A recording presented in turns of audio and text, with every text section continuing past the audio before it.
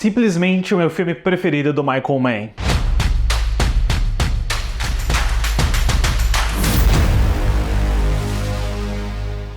Olá, fãs da sétima arte, meu nome é Lucas Nascimento e esse é o Lucas Filmes. E aproveitando aí que o Ferrari do Michael Mann finalmente chegou aos cinemas, né? Demorou um bocado para esse filme chegar, eu assisti no ano passado na mostra.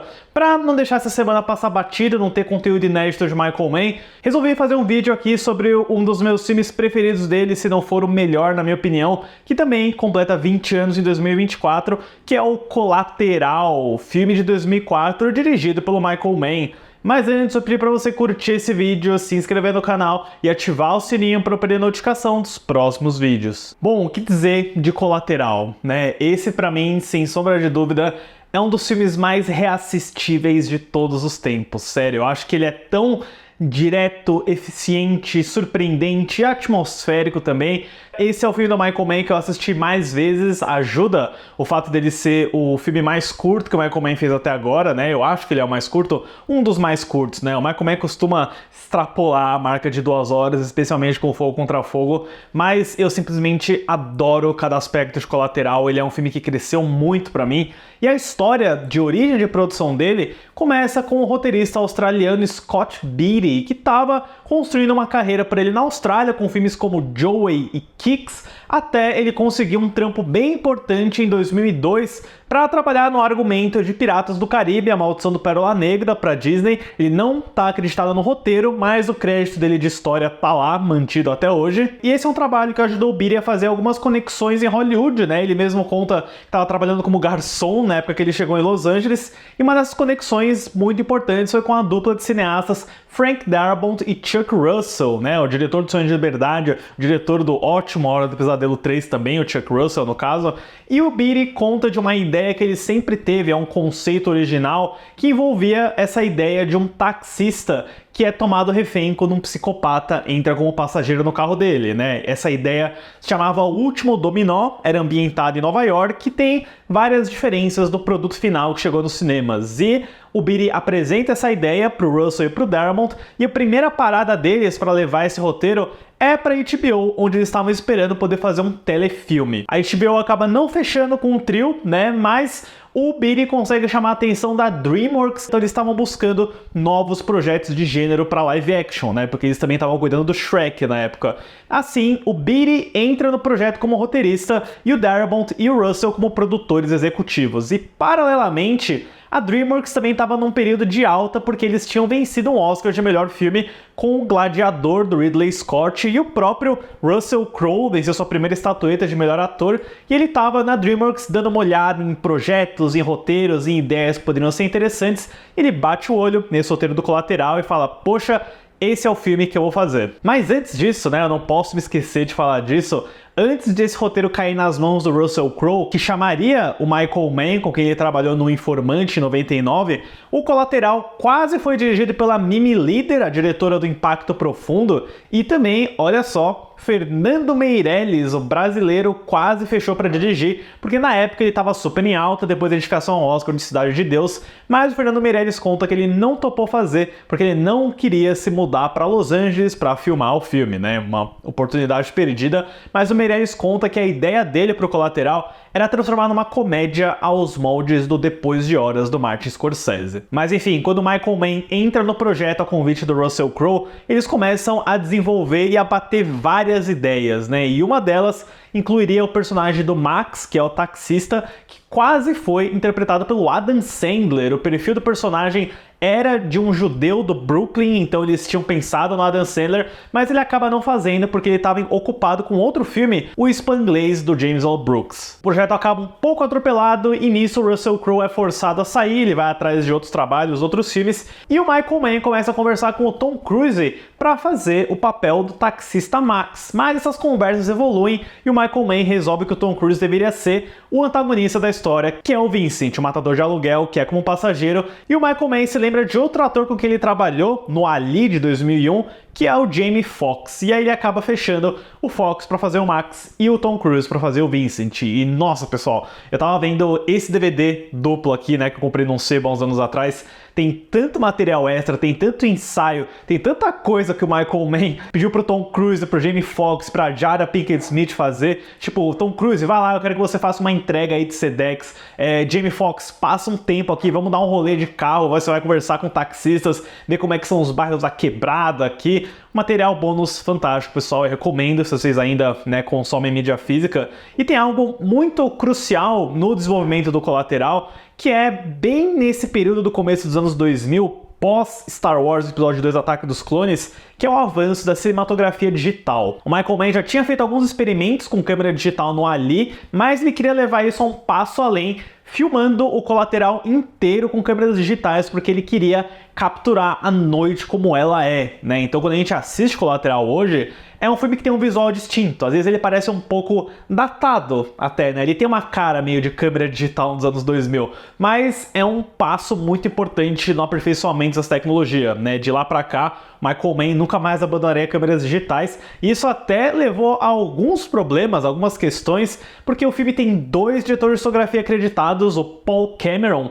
ficou responsável pelas 3 primeiras semanas de filmagem do Colateral, mas ele saiu depois de algumas diferenças criativas com Michael Mann, foi substituído pelo australiano Don Beebe, e temos aí o resultado final do Colateral, chegou nos cinemas em 2004, há 20 anos atrás, e na boa, assim, esse é um dos filmes de gênero de pipoca mais eficientes que eu já vi em toda a minha vida. A história do filme acompanha o taxista Max, vivido por Jamie Foxx. Durante suas corridas habituais na noite de Los Angeles, ele recebe como passageiro o misterioso Vincent, vivido por Tom Cruise, que acaba se revelando um matador de aluguel e obriga Max a dirigi-lo por pontos diferentes da cidade para eliminar seus próximos alvos. Eu, como roteirista, sempre fico tentando imaginar o pitch perfeito, né? Quanto mais curto, quanto mais direto você consegue apresentar para alguém a sua ideia, né, do tipo, isso acontece. Você não precisa de muito tempo para explicar a sua ideia. Então quando você fala, é um taxista que está dirigindo um matador de aluguel, ouro, isso é puro ouro, pessoal. Eu acho que a ideia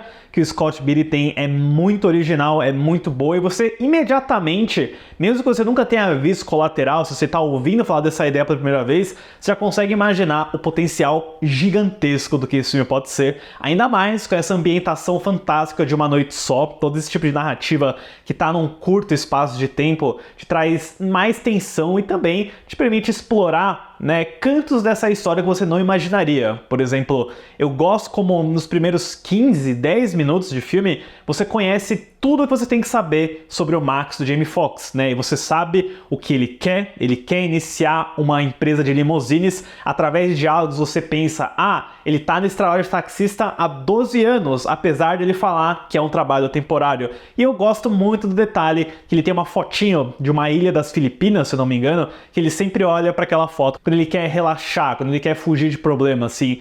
Isso são traços de personagem muito bem definidos num curto espaço de tempo, né? E acho que você apresenta todas essas características e a fragilidade do Max como personagem, e quando você tem a figura do Vincent do Tom Cruise, né, que é praticamente um tubarão ou um lobo, né? Ele é descrito como uma raposa pelo próprio Michael Mann. São 2 personalidades masculinas muito distintas que vão entrar em choque durante esse filme inteiro, e isso é o que o Michael Mann faz de melhor, né? Ele adora explorar esses conflitos de macho alfa, como foi o Fogo contra Fogo, o próprio Ferrari lida muito com isso, mas eu acho que o embate definitivo tá no Colateral, porque você passa muito tempo com esses dois conversando, né? Você tem essa visão mais simplista e ingênua do Max e essa postura um pouco mais fria, calculista e bem pragmática do Vincent. E quando ele se revela um matador, né? O mundo do Max é literalmente esmagado por um cadáver que cai em cima do táxi dele, do primeiro assassinato que o Vincent comete. Então é um filme de transformação, é um filme onde tanto o Vincent quanto o Max vão fazer uma diferença muito grande na vida do outro, né? Não é nem como se eles fossem amigos, acho que o filme nunca vai para esse lado aí do buddy cop, apesar dele ter uma dinâmica estranhamente carismática entre os dois, porque o Max obviamente morre de medo do Vincent, mas o Vincent começa a ter um respeito curioso pelo Max, né? Porque o Max, com a visão dele, com a ingenuidade que ele tem, ele vê o lado mais quebrado do Vincent, né? Ele faz o Vincent questionar a própria vida dele, as próprias escolhas que ele faz como matador de aluguel. E o Vincent também vê a fraqueza do Max, ele vê os pontos fracos dele, ele fala, olha, por que você não vai lá, faz o seu sonho? Ele força o Max a xingar o chefe dele no telefone também. Então, ao mesmo tempo que esse filme é tenso, ele é engraçado na medida certa. Ele é engraçado por conta da situação, do contraste entre esses dois personagens. E olha, o Jamie Foxx está fenomenal nesse filme, ele faz essa postura do cara comum muito bem e tem, né, aquele clássico momento que é o que com certeza garantiu uma indicação ao Oscar, ator coadjuvante para ele, é quando ele tem que fingir que é o Vincent num clube para conseguir a maleta de volta do personagem de Tom Cruise, né? Um clube chefiado por ninguém menos que Javier Bardem, hein, pessoal? Esse filme, aliás, uma tangente aqui. Eu sempre esqueço que esse filme tem o Javier Bardem, o Mark Ruffalo como um policial num visual todo do gueto, né? E o Jason Statham aparecendo por 4 segundos na primeira cena. Os anos 2000. E eu acho que se o Jamie Foxx tá muito bem nesse lado mais suave, o Tom Cruise, né, talvez na única ocasião da carreira dele que ele faz um vilão, que é o personagem que é literalmente o antagonista, tá fantástico também, né? Ele tá com a maquiagem pra deixar ele um pouquinho mais velho, mas ele é uma figura bem assustadora, né? Eu acho que ele consegue intercalar o charme, a simpatia, a forma como ele conversa com as pessoas, como na cena do clube de jazz, né? Que ele executa o músico lá, que é bem chocante. Então eu acho que esse é um dos papéis mais distintos dele, a forma como ele corre, como ele se movimenta, a cena que ele mata os 2 ladrões que tentam roubar a maleta dele é tipo assim, um momento impressionante, sabe? Eu sei que o Tom Cruise literalmente é uma pessoa que pula de aviões, que pula de moto, de um penhasco, mas a precisão, a frieza, o calculismo com que ele executa aqueles 2 no beco me deixa de queixo caído sempre que eu vejo. Sério, é fantástico. E eu gosto muito também, né, entrando um pouquinho em spoilers aqui, o final desse filme, gente, sério, porque o final é a culminação de tudo isso que a gente viu durante essas 2 horas, né? O embate entre esses 2 homens é quase uma disputa animalesca, né? Porque o filme segue uma estrutura meio que episódica, mas eu acho que é perfeitamente funcional, onde o Scott Beatty vai te apresentando as vítimas diferentes que o Vincent tem que matar. Então, começa com um cara no apartamento, eles vão numa balada, aí depois eles têm que recuperar a maleta porque o Max teve um acesso de coragem e jogou a maleta fora, né? Você tem que fazer esse ping-pong de situações que eu acho que funciona perfeitamente bem, mas a gente chega num terceiro ato que culmina com a revelação de que a última vítima do Vincent é a personagem da Jada Pinkett Smith, que é uma advogada que tinha andado no táxi do Jamie Foxx no começo do filme.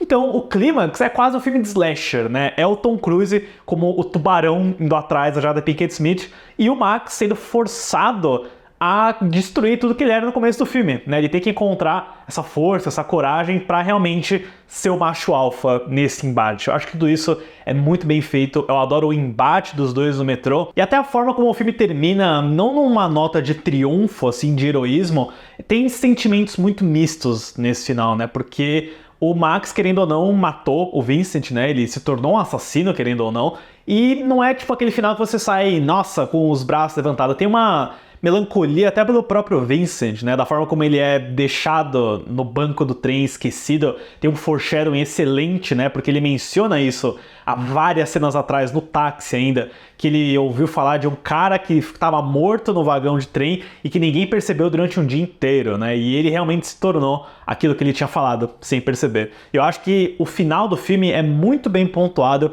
por uma faixa maravilhosa do Antônio Pinto, que colaborou com o James Newton Howard em algumas faixas da trilha sonora. A trilha é meio caos desse filme, no sentido de créditos, né? Tem muita gente envolvida, mas a faixa final, que chama Hacking, é uma das mais bonitas que eu já ouvi. Sério, que perfeição de música, porque ela te dá todos os sentimentos. Ela é meio badass, ela é meio heróica, ela é trágica, ela é triste, você não sabe direito como que vai ser, né, pro personagem do Max nesse final, mas você só tem a noção de que ele é uma pessoa totalmente diferente agora, né? Essa história é muito sobre essa transformação forçada que o Max tem que fazer, e eu acho isso perfeito. Ainda mais num filme que é de gênero, é um filme de ação, é um policial. Você não tá tão investido na subtrama do policial do Mark Ruffalo indo atrás das vítimas, tentando conectar as mortes que o Vincent está fazendo, mas tem esse subtexto de desenvolvimento de personagem que é maravilhoso, sério. Que filmaço. Isso porque eu nem falei sobre o Michael Mann, né, pessoal? Ele, como diretor, é um cara que tem uma visão muito forte. Ele consegue pintar quadros muito elegantes da paisagem urbana, especialmente nessa fotografia noturna, né? O filme inteiro se passa de noite.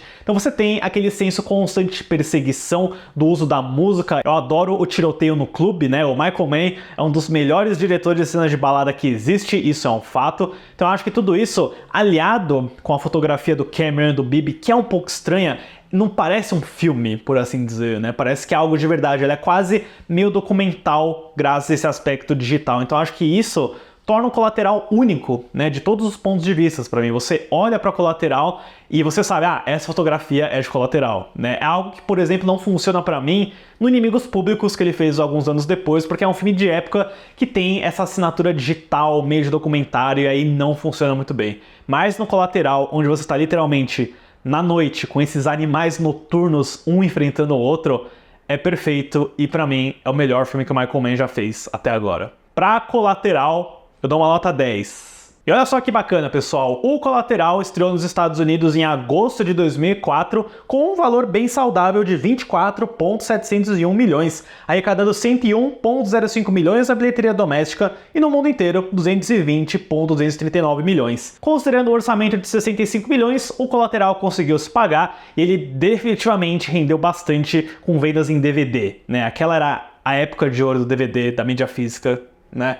Que saudades. E o Colateral também recebeu 2 indicações ao Oscar. O Jamie Foxx foi surpreendentemente indicado a melhor ator coadjuvante, mas ele não ganhou. Só que ele também ganhou no mesmo ano melhor ator por Ray. E a montagem do filme também foi lembrada, né? 2 indicações muito bem merecidas. Mas eu queria que o Scott Beatty tivesse sido indicado a melhor roteiro original, porque roteiro de Colateral, né, é uma verdadeira aula. Eu acho que todos os aspectos desse filme funcionam muito bem, a direção, a condução do Michael Mann, o trabalho do elenco, né, o Tom Cruise. Tom Cruise tem que voltar a fazer vilão de novo, ele é bom pra fazer isso, o Jamie Foxx, mas o roteiro do Beatty é uma coisa assim fenomenal e infelizmente ele nunca mais chegou perto de acertar algo tão bom que nem esse, né? Afinal, há uns 2 anos atrás ele fez aquele Interceptor na Netflix, né? Não tem nada do Scott Beatty naquele filme. Talvez se o Michael Mann tivesse dirigido, né? Quem sabe. Mas enfim, pessoal, deixem aí nos comentários depois o que vocês acham de Colateral e quais são os seus filmes preferidos do Michael Mann. Certo, pessoal? Obrigado pela visita e até a próxima sessão.